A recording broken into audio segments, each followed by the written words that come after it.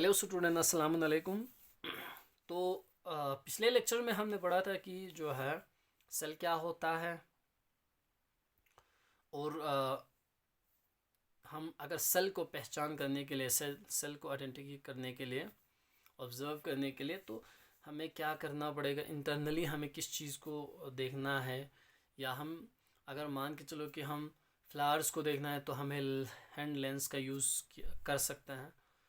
तो इसके अलावा हमने लेक्चर में ये भी पढ़ा था कि जो भी हम अपनी खुली आंखों से नहीं देख सकते, या जो हम लेंस के थ्रू किसी ऑब्जेक्ट को हम अगर नहीं देख सकते, तो उसके लिए हमें किस चीज़ का इस्तेमाल करना पड़ेगा। तो ये सब हमने पढ़ा था कि प्रीवियस लेक्चर्स में। आज हम पढ़ेंगे कि जो है माइक्रोस्कोप का थोड़ा सा, ठीक है। तो लुक एट 16.2 यहाँ पे जो माइक्रोस्कोप दिखाया गया है उसी के नीचे आपने देखा कि look at figure 16.2, this is the figure of A commonly used microscope. जो ये एक ऐसा माइक्रोस्कोप है जो आम हम इस्तेमाल कर सकते हैं, ठीक है। It has an upper tubular part called the body tube, ठीक है। तो ये हमारा बॉडी ट्यूब रहा, जो हम कह सकते हैं कि अपर जो है ट्यूबुलर पार्ट होता है, जिसे हम बॉडी पार्ट कहा जाता है। It has magnifying glasses at both of its and, ठीक है। तो जो भी मैग्नीफाइंग ग्लासेस होगा वो उसके एंड में होगा। ग्लासेस, बहुत सारे ग्लासेस होता है, ठीक है। तो ये उसका एंड में होता है। The upper part is magnifying lens called eyepiece. Microscope का जो सबसे ऊपर वाला, जहाँ से हम अपनी आंख लगा के जो देखते हैं किसी चीज़ को, वो हुआ हमारा जो है, क्या बोलते हैं उसे, हम आई पीस कहा जाता है। The lower part has a place where 2 or 3 magnifying lenses are attached. Lower part पे जो है हम कह सकते हैं कि जो है यहाँ पे कुछ लोअर पार्ट है, वहाँ पे हमने क्या कर लिया है कि यहाँ पे बहुत 3 या 4 मैग्नीफाइंग लेंसेस को हमने मिला दिया, अटैच कर लिया है, ठीक है। These are called as objectives, ठीक है। उसको क्या कहते हैं कि ऑब्जेक्टिव्स कहा जाता है। देखो आप यहाँ पे देख सकते हो, पहले हम कह सकते हैं कि पढ़ा था हमने कि जो है बॉडी ट्यूब क्या होता है, फिर नीचे हमने देखा था लेंस होता है, ठीक है। तो ये जो ऑब्जेक्टिव होता है वहाँ पे क्या होता है कि 3 या 4 जो है लेंसेस हम अटैच करके होते हैं वहाँ पर, ठीक है। तो ये the objective lenses are of different powers of magnifying. जो भी ऑब्जेक्टिव यहाँ पे जो लेंस होगा ना, उनका अलग अलग पावर रहता है। जैसे कि हम कह सकते हैं यहाँ पे इसने दिया गया है कि 5x का पावर होगा किसी के पास, और अगर हम पहले वाले अगर देखा जाए तो ये वाले जो पहला वाला उसका 5x होगा एग्जाम्पल, तो दूसरे का हम कह सकते हैं कि 10x होगा, और तीसरे का हम कह सकते हैं कि 40x होगा।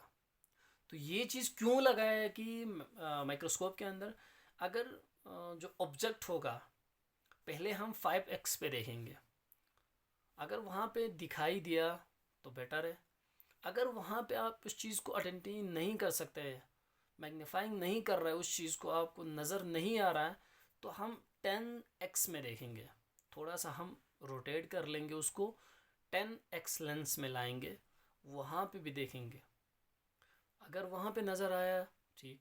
अगर वहाँ पे भी नहीं आया, तो इसके बाद हम सीधा 40x पे जाएंगे। तो 40x क्या कर ले, ये सब क्या होता है कि लेंस का जूमिंग है, उस चीज़ को वो जूम कर लेता है, उस चीज़ को जूम करके अच्छी तरह दिखाई देता है भाई ये ऑब्जेक्ट कैसा है, ठीक है। तो ये उसका क्या होता है कि पावर ऑफ लेंसेस होता है माइक्रोस्कोप के अंदर। The object to be examined is placed on the stage under the objectives. अब क्या बोल रहे हैं कि जो भी ऑब्जेक्ट आपको देखना है, ठीक है, उसको कहाँ प्लेस किया जाता है कि ऑब्जेक्टिव जो ऑब्जेक्टिव्स है उसके नीचे ही आपको यहाँ पे जो ऑब्जेक्ट आपको रखना है, ठीक है। यहाँ पे थोड़ा सा आपको दिखाई देगा कि रेड कलर का कुछ दिया हुआ है, ठीक है। वहाँ पे आपको ऑब्जेक्ट रखना है, उसके हिसाब से आपको देखना है। Light on the object is focus through the mirror. अब जो नीचे जो मिरर दिया गया ना, अब मिरर से क्या होता है कि मिरर की वजह से वहाँ पे उस ऑब्जेक्ट के ऊपर लाइट पड़ जाता है, ठीक है। तो लाइट पड़ने की वजह से आपको वहाँ पे क्लियरली दिखाई देंगे। बाई राइजिंग और lowering the body tube with the help of courses adjustment, ठीक है। तो ऊपर नीचे जो है आपको करना है, तो हमें जो है बॉडी जो है ट्यूब के थ्रू हम कर सकते हैं, ऊपर नीचे आगे पीछे जो हमें करना है कि वो चीज़ हम बॉडी ट्यूब के थ्रू एडजस्ट कर सकते हैं। We can see the object through eyepieces, ठीक है। तो ये तो ऑब्वियसली सबको पता है कि जो माइक्रोस्कोप को तो हम आई पीस से ही देख लेते हैं, ठीक है। लेकिन सॉरी, ऑब्जेक्ट को कहाँ रखना है कि ऑब्जेक्टिव्स के नीचे ही रखना है, और ऑब्जेक्ट पे लाइट पड़ेगा, आप आई पीस से देखोगे तो तब आपको नज़र आएगा, ठीक है।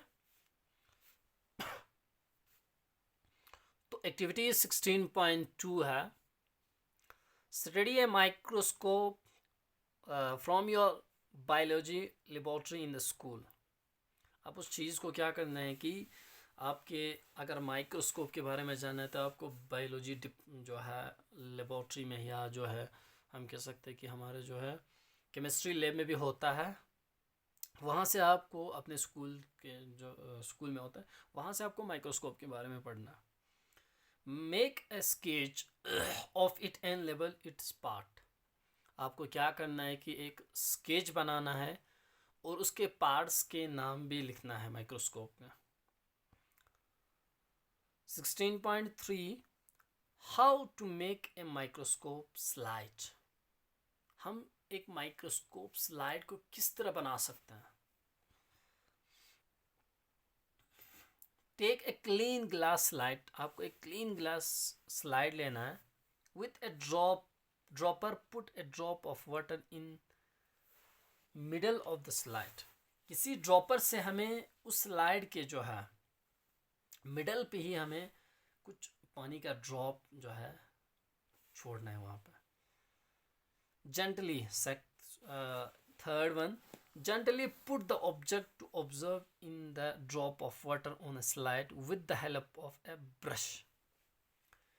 किसी ब्रश के थ्रू हमें उस ऑब्जेक्ट को उस पानी के या उस स्लाइड है ना जहाँ पे उस स्लाइड में जहाँ हमने पानी लगा लिया तो उसी पानी के ऊपर हमें उस ऑब्जेक्ट को छोड़ना है, अगर किसी ऑब्जेक्ट को हमें ऑब्जर्व करना है तो।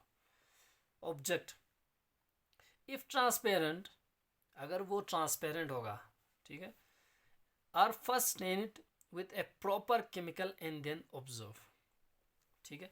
अगर वो ऑब्जेक्ट इफ ट्रांसपेरेंट होगा तो फर्स्ट स्टेन करना है दाग, ठीक है, विथ ए प्रॉपर केमिकल से एंड देन ऑब्जर्व। इसके बाद जो है हमें क्या करना है कि ऑब्जर्व करना है, केमिकल कुछ लगा के फिर इसके बाद हमें ऑब्जर्व करना है। This is done by obtaining suitable contrast to facilitate easy view. इस चीज़ से क्या होगा कि आपको जो है आसानी से आपको उसको आइडेंटिफाई कर सकते, उसको ऑब्जर्व कर सकते, ठीक है। इसके बाद क्या करना है, hold the cover slip over the object in such a manner that is it touch the edge of a drop of water, ठीक है।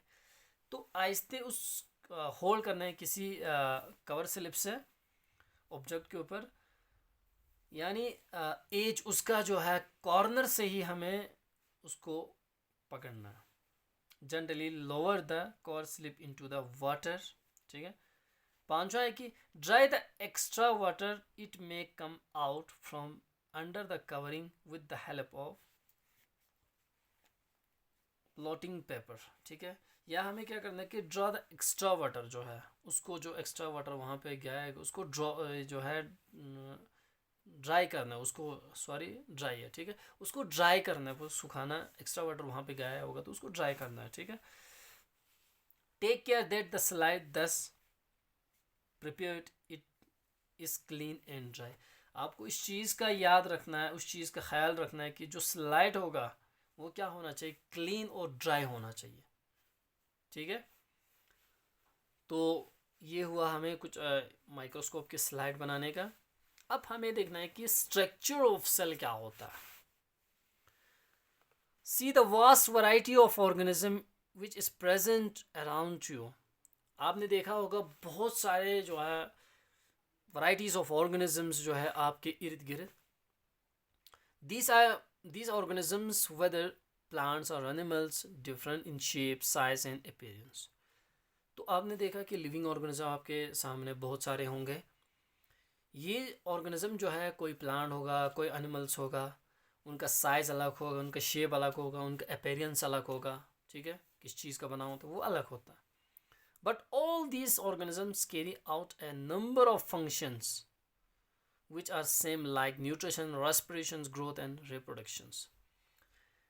किसी साइज के हिसाब से या हम कह सकते हैं कि शेप जो है उनका अलग होगा, साइज अलग होगा, अपीयरेंस अलग होगा, लेकिन कुछ कॉमन चीज़ उनके अंदर होता है लिविंग ऑर्गेनिजम्स के अंदर. वो क्या होता है कि जो है उनका सबका एक ही सेम होता है, वो है न्यूट्रिशन. सबको न्यूट्रिशन चाहिए, सबको क्या है कि खाना चाहिए, सबको रेस्पिरेशन, सभी रेस्पिरेशंस करेंगे, सभी ग्रो करेंगे, और सभी जो है क्या होता है कि रिप्रोडक्शंस भी कर लेते हैं. ठीक. The body of some living things like the bacteria and amoeba have only one cell, यानी यूनिसेल्युलर ऑर्गेनिजम्स. तो कुछ लिविंग ऑर्गेनिजम्स ऐसे होते हैं जिनका बॉडी जो है एक सेल से ही बना होता है. तो वो क्या होता है कि बैक्टीरिया या अमोबिया जो है उनका क्या होता है कि एक सेल से ही बना होता है. उसी सेल से वो सब कुछ कर लेते हैं, ग्रोथ कर लेते हैं, रेस्पिरेशन कर लेते हैं, रिप्रोडक्शन कर लेते हैं, सब कुछ उसी सेल से ही कर लेते हैं. उसे हम क्या बोलते हैं कि यूनिसेल्युलर ऑर्गेनिजम्स कहा जाता है. Large plant and animals contains billions of sales.